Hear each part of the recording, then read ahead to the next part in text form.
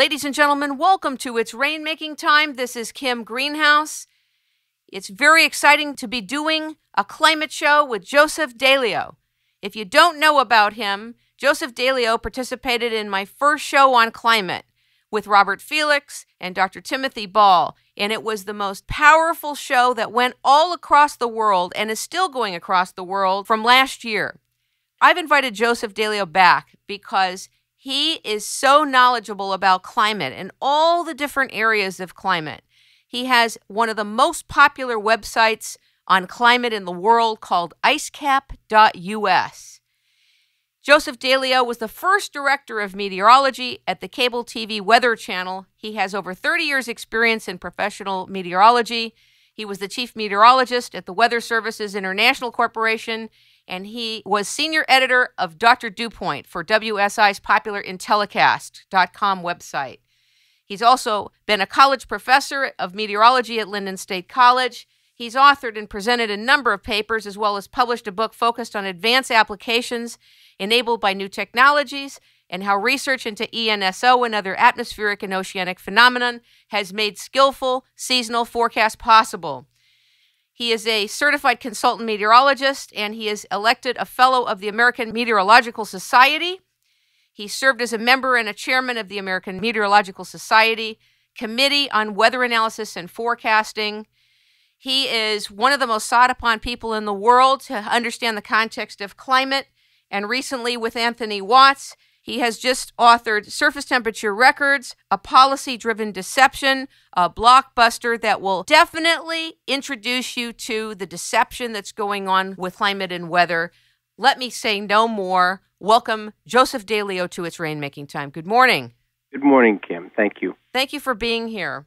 Talk about this new report that you did with Anthony Watts. What is the essence of it? Why is it important? And why should everybody download it from your site?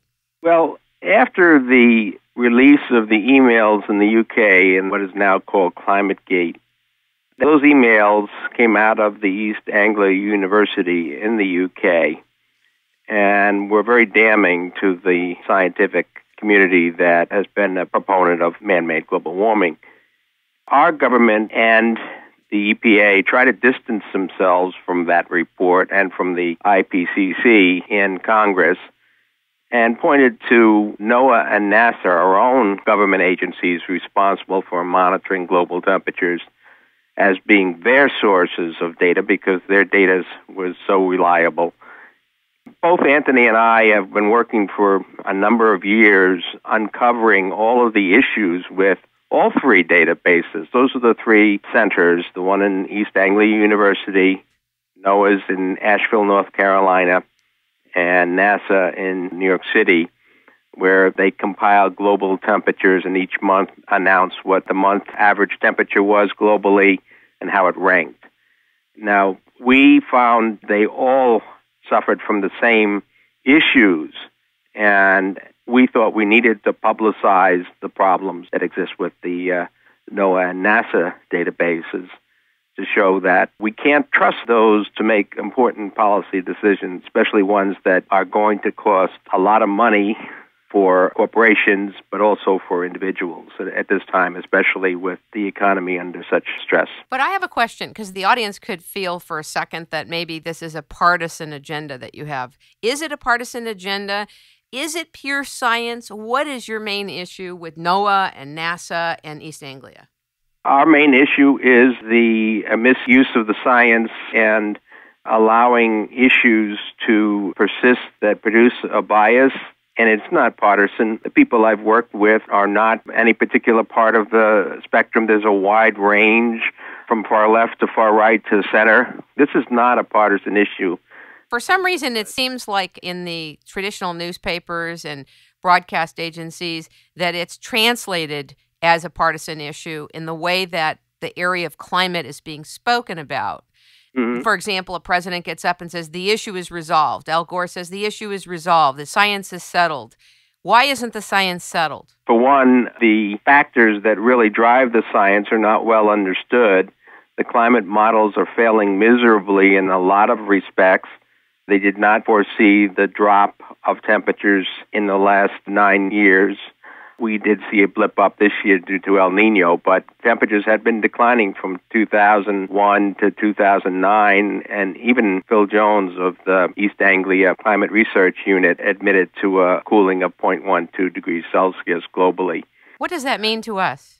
It means, remember, that during this whole time, CO2 has been increasing, and they said that the only factor of importance was CO2, and you can ignore the sun and all of the other factors. CO2 is going to produce this dramatic accelerating temperature rise, and if indeed over a decade, in fact, even Phil Jones admitted going back to 1995, there's no statistical warming.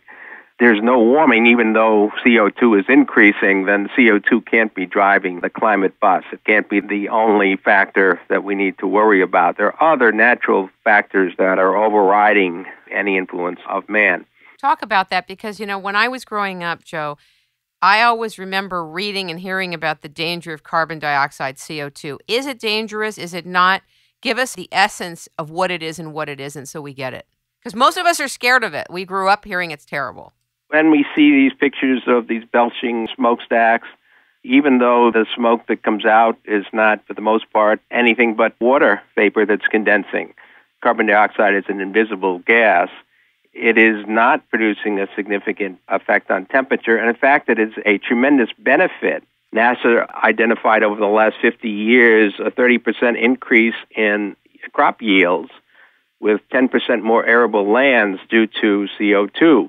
We're finding that CO2 in Washington, D.C. area, they're finding the trees are growing 2 to 4 times faster than they did 50 years ago thanks to this CO2, because CO2 is an important factor in photosynthesis. CO2, water, and sunshine build plant cells, and so with more CO2, plants thrive. In the greenhouses where they grow the plants that you buy in the spring that you put in your garden, they pump in CO2 at 3 times the outside CO2 concentration in order to get more growth and to make the plants look more attractive and entice you to buy them. You wind up taking them home and they seem to struggle a little bit in their new environment. Part of that is temperature, but some of that is that they're not getting as much CO2. They don't do quite as well as they did in the nurseries.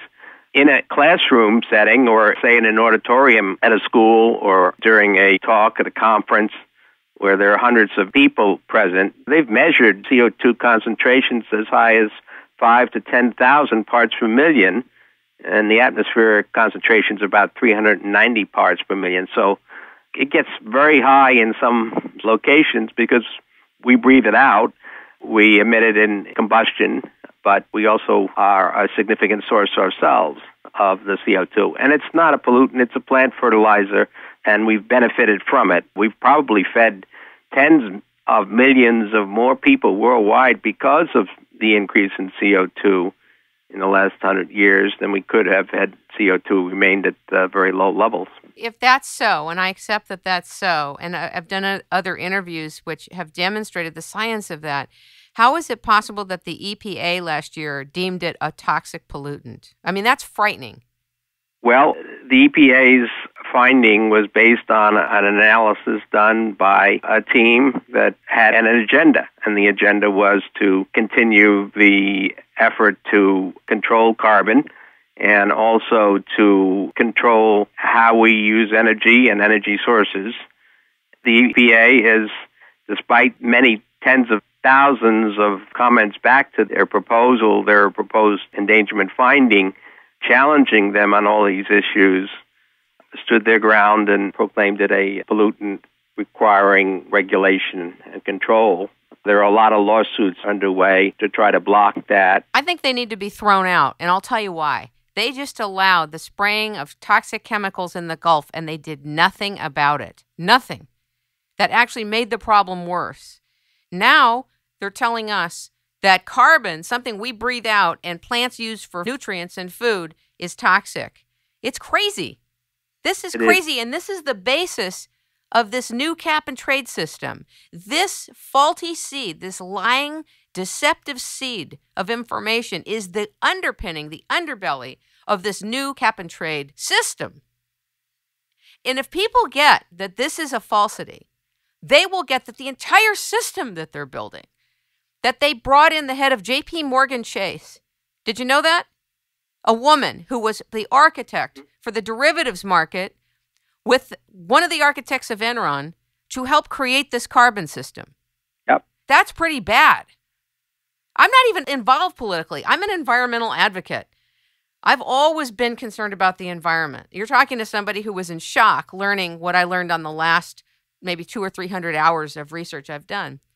It's frightening what's going on, because if we're breathing out carbon and they're trying to regulate it and it's food for plants, then it's all about levels. Talk about the levels again. Let's separate apples and oranges on the carbon issue, and then I want to continue with you. You said that in some places there's 5,000 to 10,000 parts per million of carbon dioxide. Right. But in the atmosphere, there's 390 parts per million. So what are we trying to regulate carbon for?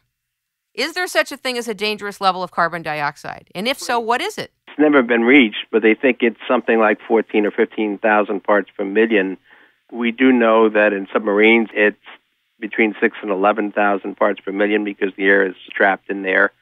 And then, like I said, in auditoriums, it can be 5,000 to 10,000 parts per million. Of course, when you open the doors and people leave, it escapes and goes back to normal. It doesn't affect people in any way, but it does benefit plants that we grow and help us with producing food. Because in addition to causing more growth, when plants are more vigorous, the soybeans and the corn and wheat, because of CO2, the biomass is greater. They've measured in sugarcane an increase of 40% in tests in some fields where they've tripled the CO2. But it also shades the ground. It becomes more drought resistant. There are fewer stomata on the plant leaves because they don't need to struggle so much to take CO2 out of the air. That means also less water vapor is evaporated into the atmosphere, so water needs are lower. Drought is less of an issue. It has so many benefits that to try to not only control it, but take it back to levels from 100 years ago, which is virtually impossible because the primary source of atmospheric CO2 isn't man. Man does introduce CO2 through breathing and combustion and other action, cement manufacturing, so forth. But the oceans are the primary sink and source, the primary reservoir of CO2. How do you know that? Explain it to us. Well, scientists, geologists, and oceanographers that have focused on the oceans, as one in particular, Tom Segelstad in Norway, who I know quite well, talks about the oceans as being an infinite buffer for CO2. He said you could burn all of the fossil fuels on the planet, and the oceans would take up the excess CO2 so that it wouldn't increase the CO2 by more than 20%. How come that's not a frame of reference around the world so that people that are concerned about the environment can know it? An inconvenient fact. Their models are built in ways that give them the desired results. Like data in, data out? Yes. They're simulation models, which is different from verifying facts. Is that correct? Right. And when they look at models and models don't verify with the data, then the data must be wrong. Not their models. They always go back then and fiddle with the data to try to make the data fit their models. And this has happened again and again. I could give you many examples. But as a meteorologist with 30 years' experience and heavily involved in climatology over much of that time, including when I was a professor and taught climatology and microclimatology, we look at the data and we let the data tell us what the story is. For example, if we look at record temperatures in the United States, which aren't jiggered with in the data, we look at the record state temperatures, and there are 12 months in 50 states, so there's 600 records, and you look at it by decade. The 1930s stands out like the Sears Tower, and the 1980s and 90s had a little bit of a blip upward, and the 2000s are lower than any other decade since the 1800s in terms of state heat records. And yet they're trying to tell us that their models say that heat records are increasing at an alarming rate. EPA has had several statements and stories come out with that as a theme. And it is part of their endangerment finding as to why they need to take action now because of the threat imposed by rapidly increasing heat waves. Whereas when we look at the data, we don't see that. We see a unremarkable heat story in recent years compared to the 1930s, the Dust Bowl days. They have been taking the original data and they've been adjusting that data, finding reasons to modify the data in all three data centers. Well, maybe I had to go back and talk about, as I did in the paper, about the major issues. Yeah, talk about your paper with Anthony. Yes. We cataloged a number of major issues with the global data, including a major dropout in the number of stations. We had 75% of the stations that were used in establishing the temperature records in the 60s and 70s disappeared in 1990. It was a tenfold increase in the number of missing months in the remaining stations, creating huge holes in the data in places like Canada, South America, Africa, Siberia. And there was also no adjustment in the data for urbanization, even though it's a well-established fact. And I learned this early on in my career by an association with the father of climatology, Helmut Landsberg, who authored a book called Urban Climatology, who taught me about the urban heat island. And it's a well-established fact that cities are warmer than rural areas. And as they dropped out the stations, many of those stations that were dropped out were rural stations. Many of the stations that remained were airports. And cities have grown around airports. You can probably think of airports, and your listeners can probably relate to that, and airports near them, that the environment around those airports has changed. And highly congested, right? Yes, they become congested. They put up hotels. There's more runways. There are more roadways. All of these trap heat, and as a result, temperatures rise. There's no adjustment for this change in that data. Anthony Watts has also, with a project called surfacestation.org, done a survey of climate stations across the whole country, and there were 1,221, and he's done well over 1,000 of those stations with a team of volunteers, and they go and they take pictures close up from all orientations and also from satellite, Google Maps, and high-resolution data, and then they compare the siting of those instruments with the government standards, and the government has published standards for where temperature instruments ought to be sited. And they have found that 90% of the 1,000-some-odd stations that they have surveyed do not meet the government's own standard, and all of the problems introduce a warm bias. So now you've got station dropout, missing data, no adjustment for urbanization, you've got this poor siting of stations, and if that isn't bad enough, they do a final adjustment, partly because now they've created a lot of holes in the data by searching around and looking at other stations. They call it an homogenization process. You almost always wind up averaging in fast-growing cities with rural cities, and the result is a warming. But it is mainly in recent years that you get a warming, and the result of all of these changes that they've made has been to cool off by 2 or 3/10 of a degree the 1930s, the 1940s, 1950s, pretty much eliminating that warm blip back in the middle part of last century. And so that accentuates the apparent warming that we've got in the last 2 decades. With all these issues, it almost guarantees that every month will rank in the top 10 warmest ever. Even this winter, if you recall, when in the United States it was a brutal winter all across the South, some places the coldest ever in Texas, and the coldest in 77, 78 in a lot of places, and also in the UK and Russia and parts of Siberia was the coldest ever on record. In China, the coldest in 71, 72. So here we had a very cold northern hemisphere temperature picture. The winter ranked in the top 5 warmest ever, according to the global data centers, because of all these other issues that have accentuated an apparent warming in recent years and downplayed the real warming that took place in the early part of the century. In our paper, we have shown how, with pictures and graphs and charts, how this plays out. How come it is that the impact of the sun is not part of the analysis? It's astounding to me. As much as I was influenced by Dr. Landsberg, I also was influenced early on in my career by 2 other people. Herd Willett, who was an MIT professor who believed in solar cycles and attended one of my first organized conferences, and we sat and talked for a long time, and he believed in many different cycles in the sun and believed the temperatures would be seen to correlate very well with that. with the proper analysis. And we have ourselves looked at the solar factor, and other scientists have too, and found a very strong correlation with the sun on a long-term basis and over the centuries and millennia, but also over the last 100 years. There is a variance of 60-year cycle that matches the temperature cycle very well.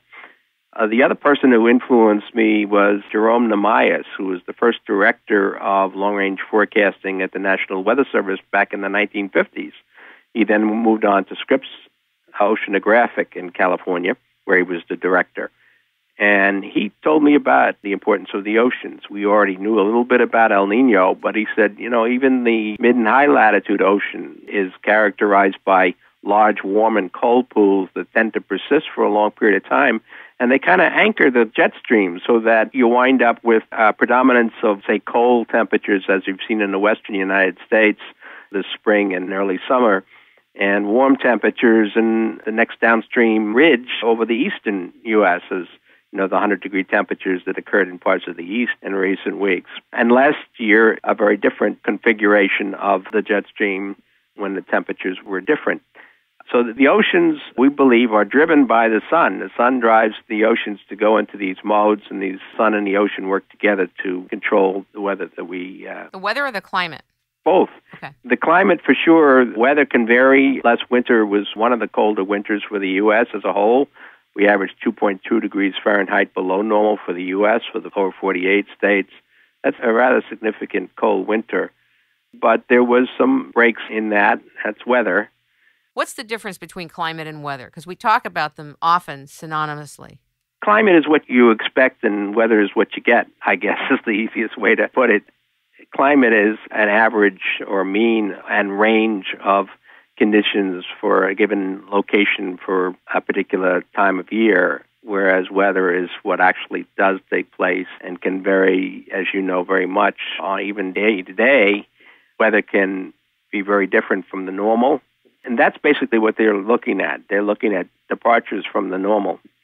But isn't climate something that's measured over long periods of time versus Yes, weather exactly. is what happens that day? They all use different base periods. The satellite groups that measure temperatures globally with satellites had data available starting in 1979. They used 1979 to 1998 averages as their normals.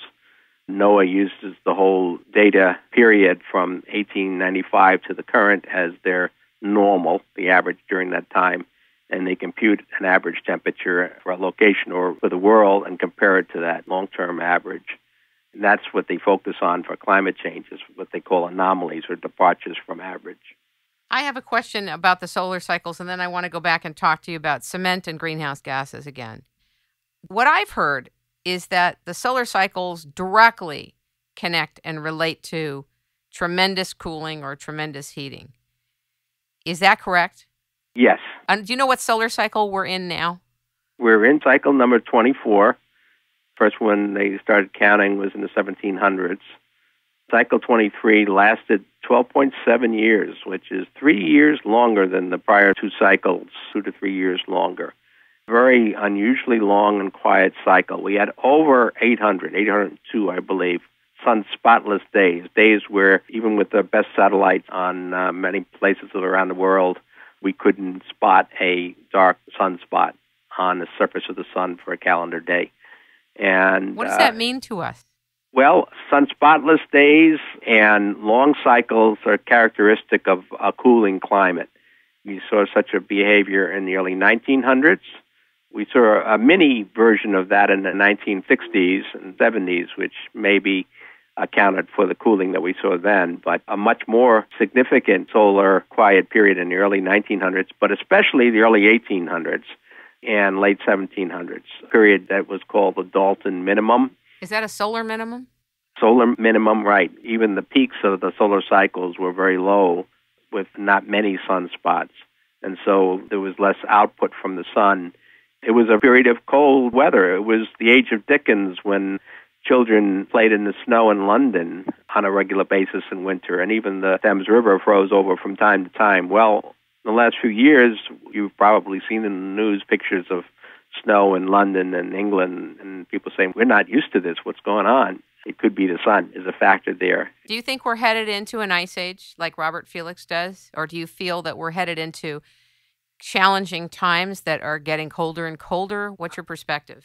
I believe that we're heading to at least the Dalton minimum kind of cooling, which could be a degree or two Celsius globally over the next couple of decades. What does that mean, a degree or two Celsius? Oh, about 3 degrees Fahrenheit globally. It means summers are, you're still going to get your heat waves, but on average, summers will be cooler, winters will be colder and longer, more extreme.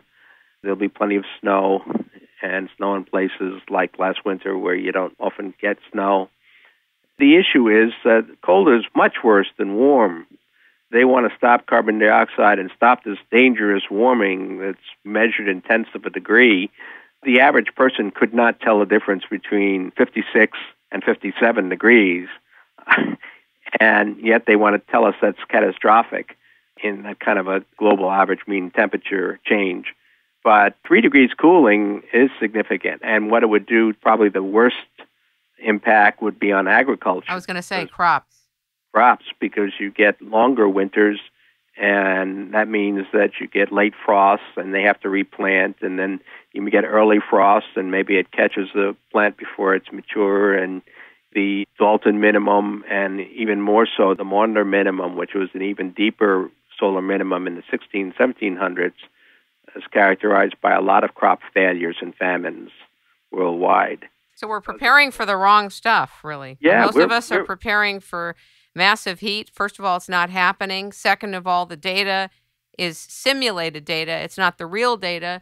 And third, we're preparing for something that's not occurring and not going to occur. That's right. That's our belief. And yes, we got this break this spring and summer coming off of the very, very cold winter in the Northern Hemisphere. But La Nina is coming back. The Pacific is very definitely in its cold mode, and that's usually a precursor of a cool spell. It's probably reflecting those downdraft in the solar activity. Even today, the solar minimum was reached in December 2008, and we're a year and a half, 8 months into the new solar cycle, and it's struggling. There's an increase. There are some sunspots, but certainly not a very active sun, which is rather typical of recent cycles a couple of years after the minimum. In fact, some of them reach the maximum within 3 years of the solar minimum. And we're still more active, but likely to peak out, I think, somewhere in the 40 to 70 maximum sunspot area. Put that in perspective, the last solar cycle was 120, and the prior one was in the 150s. And in the early 1800s, it was in the 40s. What are these numbers you're giving? Average monthly sunspot number. Okay, got it. And back in the Maunder minimum, what they call the little ice ages in the 1600s, they went many decades at a time without seeing sunspots. The sun just was absent of these sunspots, and the result was a very significant cooling back then. And the Thames River froze on a very regular basis, and they used to have ice parties on the Thames River as an annual winter event. And the canals in the Netherlands froze every year, and ice skating was common. But they had their issues there. That was the famines, the plagues, the crop failures. Those are characteristic of these cooling eras. Not very attractive. We can hope it's a Dalton minimum. And what warmth we've added through urban growth and population growth on the planet maybe will ease a little bit the pain of the cooling, but we believe strongly a cooling is coming now, not further warming, certainly no catastrophic warming. Let's talk about greenhouse gases. As a greenhouse, I take homage at the fact that greenhouse gases are bad. They can be on a personal note, but on a climate note, let's talk about what it is. Let's define it. And let's separate the wheat from the chaff. What is a greenhouse gas? Well, greenhouse gases include water vapor, the primary greenhouse gas, carbon dioxide, methane, some of the chlorofluorocarbons and hydrochlorocarbons that allegedly absorb heat that's given off from the surface of the Earth after the Earth is warmed by the sun and trap it in the atmosphere and then re-radiate it back, some to space, but some back to the Earth. But the satellite measures radiation going in and going out very accurately, and the satellites are telling us that they've overestimated the importance of these greenhouse gases, what's called sensitivity, rather significantly, because the satellite's seeing virtually as much coming out from the atmosphere and Earth combined as is going in. So is that true across the board, like all over the world? These are averaged over the Earth, and so the result is that they believe the sensitivity of the atmosphere to these greenhouse gases is much less than is modeled. The models also fail because they know that carbon dioxide is a trace gas. Only 0.038% of our atmosphere is CO2, and man only accounts for 3% of that. Sorry, I want to stop you for a minute. Give us that first number again. 0.038% of our atmosphere by volume is carbon dioxide. What does that mean to us? 0.038% of our atmosphere is carbon dioxide. One half? It means 1/4? a very minor component. The atmosphere is primarily nitrogen, oxygen, argon, and water vapor are next in importance. Carbon dioxide is way down the list as a component of the atmosphere. It's not a lot. And if the models only included the carbon dioxide warming, even with their exaggerated sensitivity, the warming they'd show over the next century would not be alarming. It would be half a degree or so. They couldn't obviously get countries to inflict pain on their people with that kind of a warming, because if people thought that we've got to stop this 1 degree warming, people would say, well, why?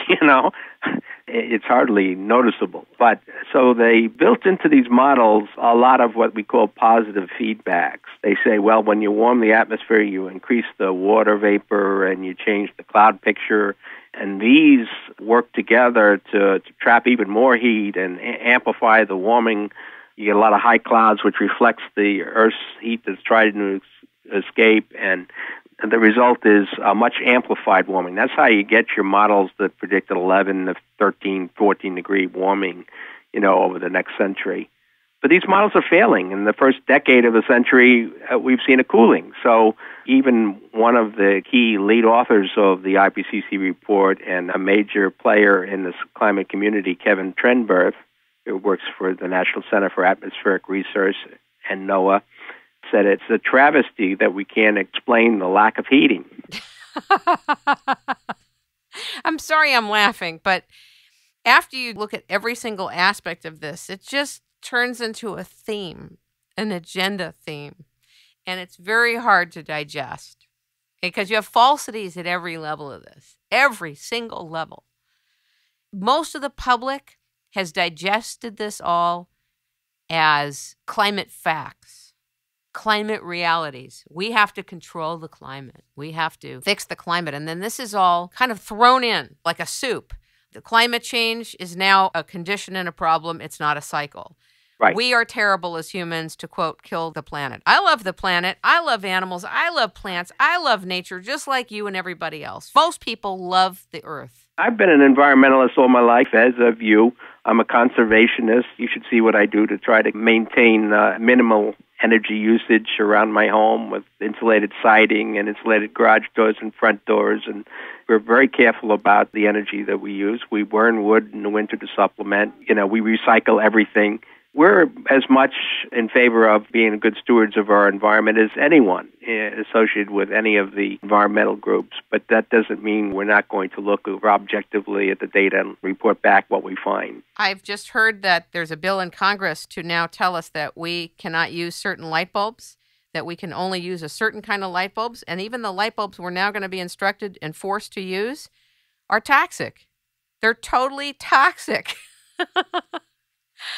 It's right. Unbelievable. The incandescent bulb is going to be outlawed. We'll need to use a compact fluorescent bulb that they thought was such a wonderful idea. It's terrible for you. Terrible. Mercury, and if you happen to drop it on the floor, they tell you to get your children out of the house. In some places, they actually require you to call in a hazmat group to come clean it up at great expense to you. And when these lights eventually burn out, people will be throwing them into the trash, and they'll be going into our waste dumps, and we'll be polluting our waste dumps with mercury. This is truly an agenda in the works. It's obvious it's an agenda. Next thing you know, the EPA will be regulating oxygen. Seriously. If they can do it with carbon, they can do it with oxygen. Well, they did it with sulfur dioxide, and Enron made a lot of money from that. And that gave Enron the idea that, boy, if we could do the same with carbon, just think of all the money we could make. And they went to Al Gore and Bill Clinton and told them that we need to figure out how to control carbon and carbon dioxide. And Clinton thought they were nuts, but Gore believed it, and the rest is history. The primary driver for pushing this carbon tax is carbon trading, and the big corporations, a lot of which are involved heavily with the administration. Probably Goldman Sachs. We know J.P. Morgan. Yes, GE. Also involved in light bulbs? Yes, exactly, and windmills and solar. And they own a lot of... radio and television? Right. They own a lot of the original rights for carbon trading that Enron held. They all see an opportunity to make a lot of money. Also, the Chicago Carbon Trading Exchange, who, by the way, was the lawyer that helped to get that established, was Barack Obama. Is that correct? That is correct. Is that verifiable? Valerie Jarrett, one of his advisors, is on that board. Who is that? Valerie Jarrett. God, this is really a connected matrix, isn't it? It really is, and that's why they continue to push for this carbon, even though the public is not believing it anymore. Don't you think a lot of people still are duped about global warming and are scared to death? I can't tell you how many people I see on Facebook and Twitter and the social networks that are saying we're killing our planet. I resent being told I'm killing the planet. That is just a falsity to declare that and to continue to repeat that over and over into consciousness. And every time you challenge them and try to explain otherwise, they right away accuse you of being bought and paid for. You must be a shill for big oil. You're obviously in it for the money. And we say, no, we're not. We're trying to spread the truth so that we don't make a mistake, because you start imposing these carbon restrictions on it. Yes, it may initially be only the biggest utilities, but even then, cost of energy goes up. Remember, the president himself said the cost of gasoline is going to skyrocket.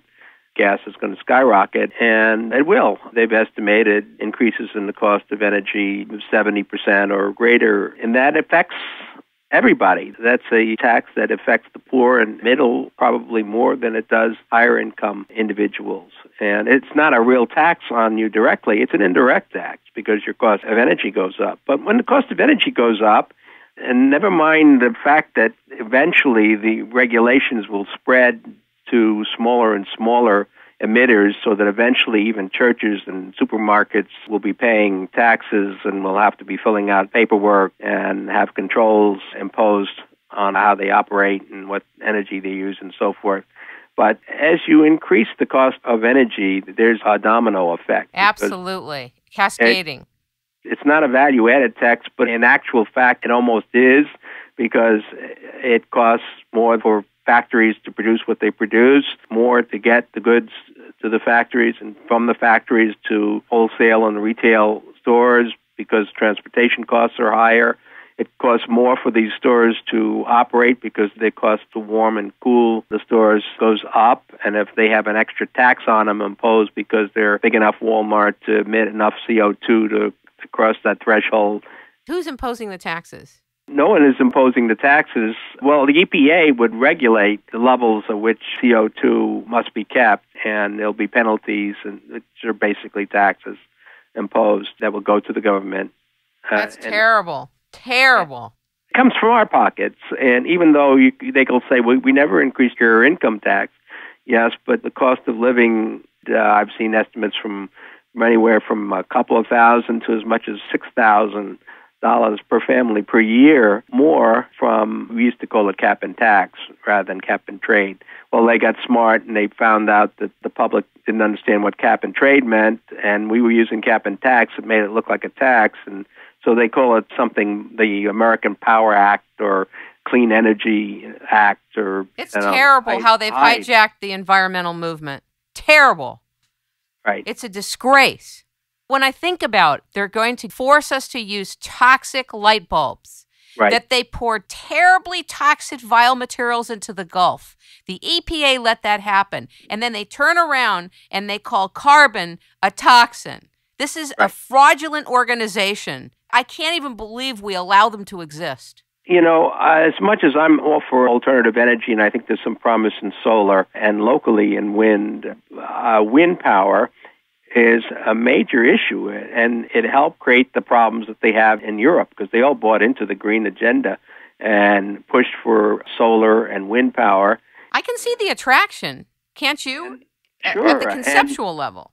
Spain looked at it after a number of years of implementing this high degree of subsidization of solar and wind, and they found that Dr. Calzada, Juan Marcos University, did a study, found that for every green job that was created in the process of this renewable energy push, they lost 2.2 real jobs because the cost of energy skyrocketed, and the big corporations said, we can't afford to do business here anymore, so they built plants in India or China or someplace else in the world, and workers were left out on the street. And for every 10 green jobs that were created building windmills, only one was permanent.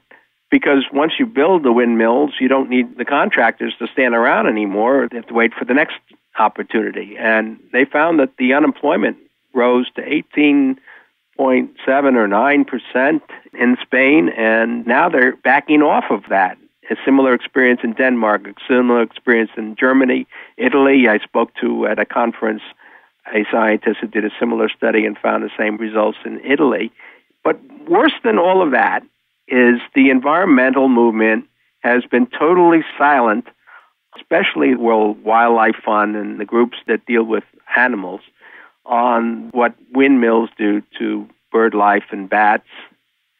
Greenpeace had sued ExxonMobil for 6 birds that were found in an oil tank that had drowned and got $600,000 in fines imposed. Well, it's been estimated anywhere from 200,000 to 1 million birds a year will be killed by windmills in this country, including, and they're finding it in the UK as well, including the high-value birds, the golden eagles, the bats, which are very valuable and eating insects, are being killed by the hundreds of thousands as well. There's another side to the wind, though, Joe, that I think you know, but you may not be talking about, which is I was always very excited about wind power. I had just believed everything I had heard about it. And then I did an interview some months ago about wind power and found out that a lot of the big energy and lighting companies are involved in this, and it actually ends up costing more money and taxes the grid more to use wind. And so there's a whole economical side of it that's never really been analyzed on a detailed level. You're exactly right. They found the same thing in Denmark and Spain, Italy, that they could not close a single fossil fuel plant where they put up windmills because the wind was too erratic and unpredictable. And you can't have your lights dim or go out. You have to maintain a constant energy. So they had to keep fossil fuel plants in a ready backup mode or in production and integrate wind into the grid.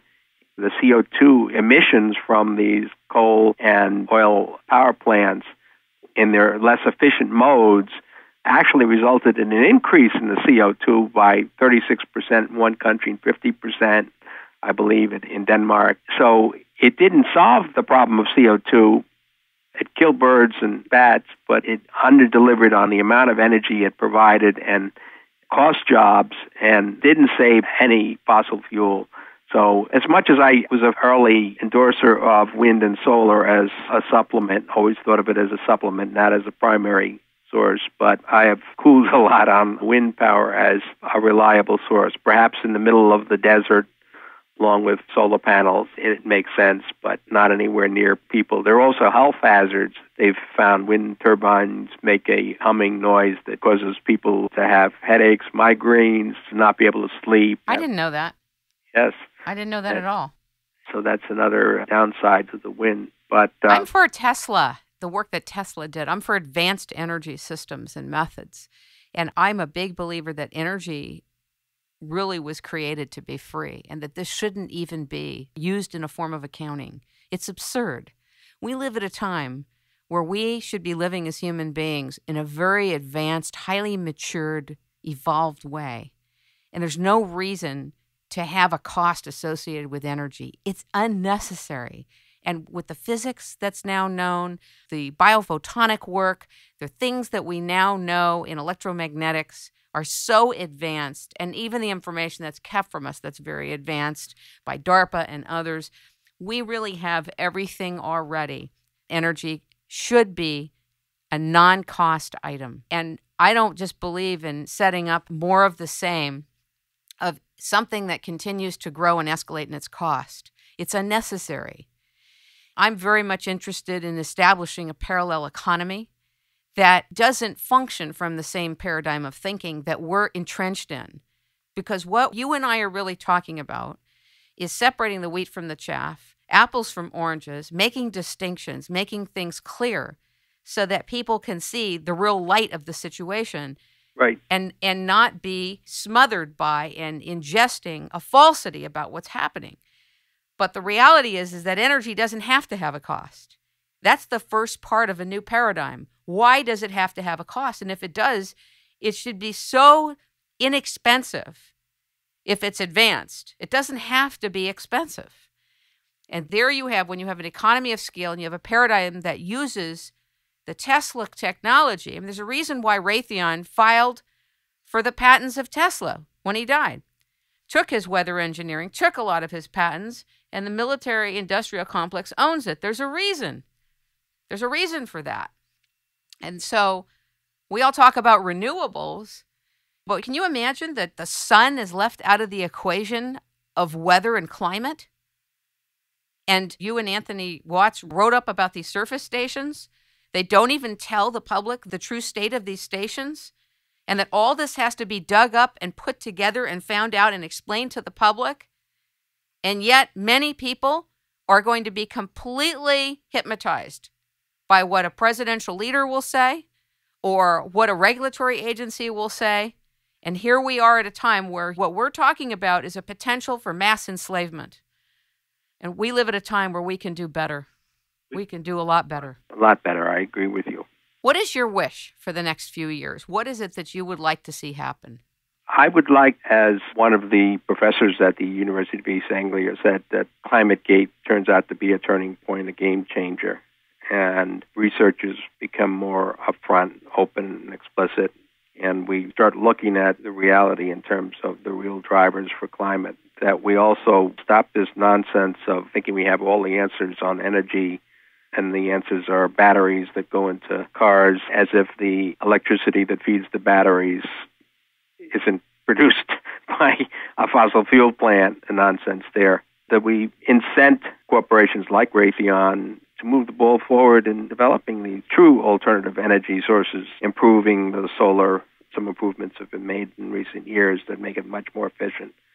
But not ignore what we know about using the wealth of resources this country has in terms of coal, natural gas, tar sands, and oil offshore, and convert that to clean coal. Does clean coal really exist? Because I heard it doesn't really exist, and it's just a package name. What is it?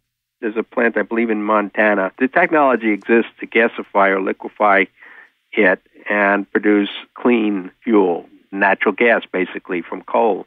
They use this in Germany as well, and we can do that. It has been not cost-effective, but if energy costs rise, it will become much more cost-effective. And also, it has not been frowned on. The powers that be seem to be enamored by ethanol from corn and also sun and wind. Using food, I think ethanol is one of the biggest wastes of money. It's going to ruin farms. It's going to ruin rural areas. Right. I was in Brazil where they use sugarcane and much more efficiently in ethanol, and I drove in a car that was powered by natural gas, much higher miles per gallon, averages the equivalent of 50 miles per gallon in the cab that I drove. They're further along in the proper use of alternative energy than we are in this country, surprisingly. So people should go to your site, icecap.us, and what is that site about? Well, we look at all sides of the climate issue and the politics that's involved, but also new papers that come out, talk about the sun and the ocean, talk about when NOAA comes out with a statement about the month being the warmest ever. We did a story today. It's actually in the USA Today mentioned that and quoted me in that story. But we look at the politics of it. We look at media and how the media is handling the issue, and not very well, usually. We have a wealth of information in the library of close to 4,500 stories that we've assembled over the last 3 years, and all of that is searchable. We try to keep people up to date as to the state of the climate. And periodically we'll talk about what we expect short and long term as we go forward in the future, both on a weather basis but also on a climate basis. And we will be updating that story, Anthony and I, as new information is put together. We are looking at showing people how they've modified the temperatures from a couple of decades ago to the current in graphical form, so they can see very clearly how the data has been manipulated. That'll soon be a paper that will be there and hopefully published elsewhere. Thank you so much for being a guest on It's Rainmaking Time. It's an honor and a pleasure to know you and to be able to talk with you and to be educated by you and others. And thank you so much. Ladies and gentlemen, you can reach Joe Dalio at icecap.us. Thank you again, Joe, for being on the show. And is there anything else you'd like to say? No, thank you very much, Kim, for what you're doing.